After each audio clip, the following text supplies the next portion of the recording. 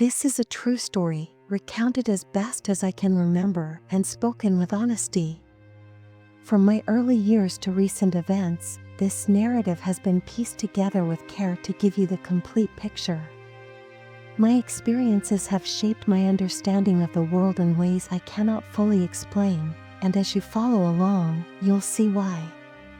When I was around 5 or 6 years old, life felt like a series of mysteries waiting to be uncovered. At that age, my imagination was vivid, perhaps too vivid. My mother would often tell me about how I used to talk to a friend who wasn't there. She'd say it gave her chills listening to me having full-blown conversations with an invisible presence. I have one vague memory of this friend that stands out. I remember hearing a voice, faint and distant, coming from just over my left shoulder. To this day, I don't know if that memory is real or simply something my mind conjured after hearing my mother's stories. Nonetheless, it stuck with me, and the thought of it still sends shivers down my spine. Yet, in the moment, talking to this presence felt oddly normal, as if the act itself dissolved the strangeness. It was only in hindsight that the creepiness of the situation became apparent. One of the most vivid memories I have from that time involves a game of make-believe. My father had set up a tent in the backyard for me to play in, and a kid from next door came over to join in. We decided to play armies, a classic game of childhood. At some point, I pretended to get injured and declared that I needed medical attention. My friend assumed the role of the doctor, examining and treating my imaginary wound. I vividly remember the sensation of being touched. It was almost electric, like a static charge running through my skin. But here's where it gets unsettling. My mother later told me she had been watching me from the kitchen window the entire time. According to her, I had been alone. There was no neighbor's kid. Just me, playing in the backyard. Shortly after that, life took a darker turn. It was the 1980s, and my mother was involved in an affair with the biker who lived next door. The household became a battleground, filled with anger, screaming, and tension every night. Eventually, my mother, my sister, and I moved in with the biker. Our new home had an unsettling atmosphere. My bedroom, in particular, was unnerving. The ceiling bore bullet holes, a leftover from the night when the biker, drunk and cleaning his rifle, accidentally fired it. Those bullet holes became a strange focal point for me as I tried to fall asleep each night. They were a reminder of the chaos and danger that had seeped into my young life. Around the age of 8 or 9, the inexplicable events began to ramp up. I frequently got sick, often battling fevers and experiencing vivid fever dreams.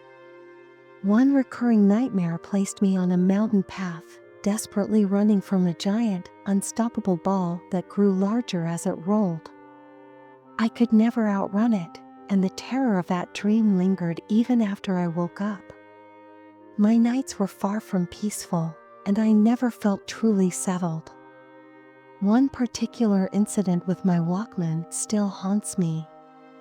Walkmans in the 1980s were mechanical devices, requiring a significant amount of force to press the buttons and engage the tape. One night, as I was drifting off to sleep, I heard it click on by itself.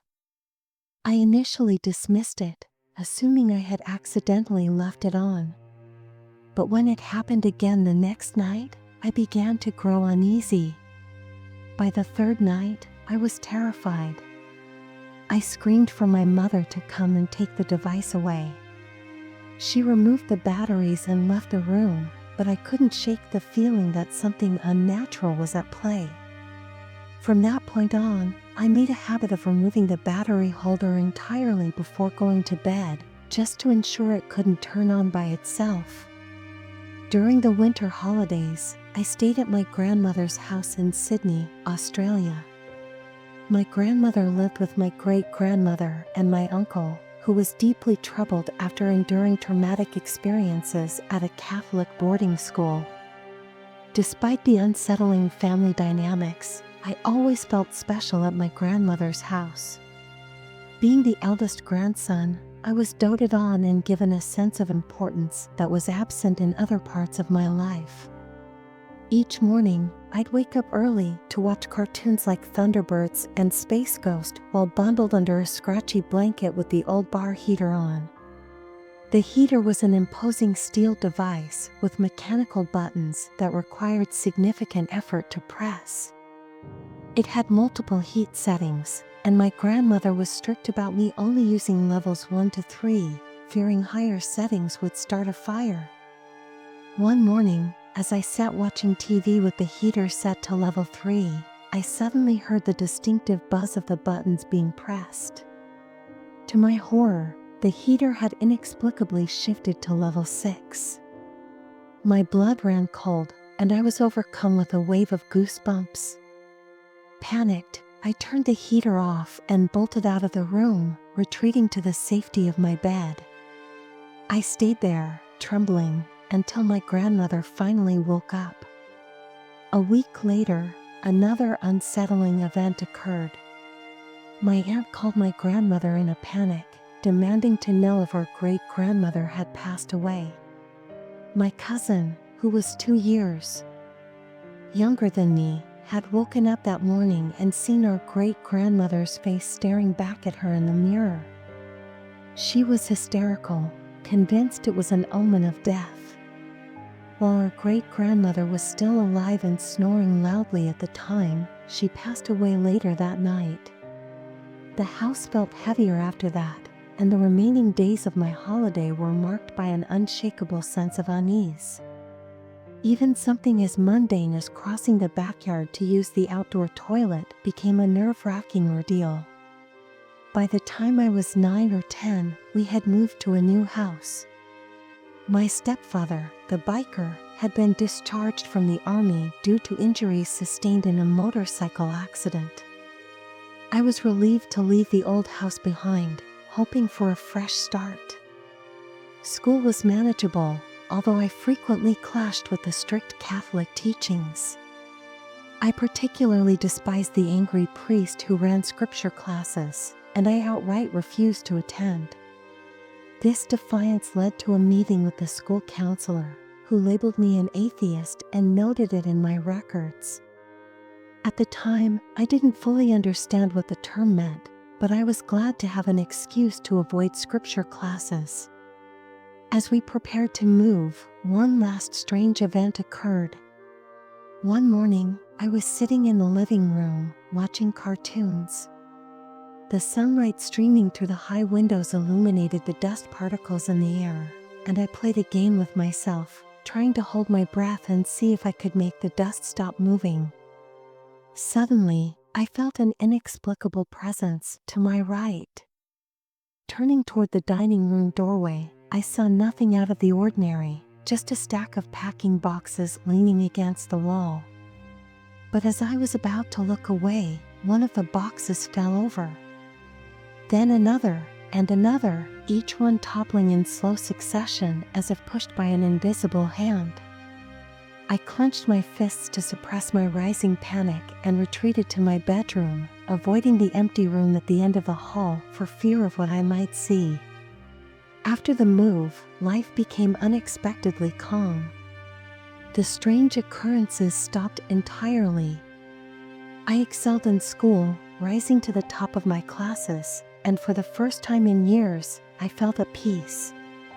The haunting presence that had followed me throughout my childhood seemed to have vanished. But the calm would not last forever. Years later, in my early 20s, I found myself drawn to the martial art of ninjutsu. I loved the idea of becoming a ninja, a fascination fueled by countless action movies from my teenage years. I joined a local class and quickly rose through the ranks. One evening, our sensei decided to teach us a special technique called Menkyo Kaden. The test for this technique involved kneeling with your back to the instructor, who would stand behind you with a sword raised. The goal was to sense the impending attack and roll out of the way before the blade struck. When it was my turn, I was determined to succeed. I knelt on the floor, coiled like a spring, listening intently for any sound that might signal the attack. Suddenly, I heard a noise, a high-pitched, almost trumpet-like sound that seemed to emanate from within my own head. Instinctively, I moved, rolling out of the way in one swift motion. When I turned to look at the sensei, he was grinning. He hadn't swung the sword yet, but the other students were in awe, claiming my reaction was perfectly timed. According to them, the room had been silent. To this day, I have no explanation for what I heard. Decades later, at the age of 52, the unexplained found its way back into my life. One morning last September, I was waking up and checking my phone when I heard a clear, panicked female voice behind me say, "My son's name is in trouble." Startled, I scanned the room, but I was alone. My wife was already at work, and my son was studying abroad in Atlanta. Dismissing the voice as a fragment of a dream, I tried to shake off the unease. But something compelled me to call my wife. When she answered, her voice was frantic. She had just spoken to our son, who had been in a head-on car collision. Miraculously, he was unharmed, but the car was totaled. I was stunned. The voice I had heard was too real, too precise. How could I explain it? These experiences have left me questioning everything I thought I knew. As someone who works in IT and prides himself on being logical and analytical, I struggle to reconcile these events with my understanding of the world. All I can say is that there's more to existence than atoms and equations. I don't ask you to believe me, but I know what I experienced. And it's something I'll carry with me for the rest of my life.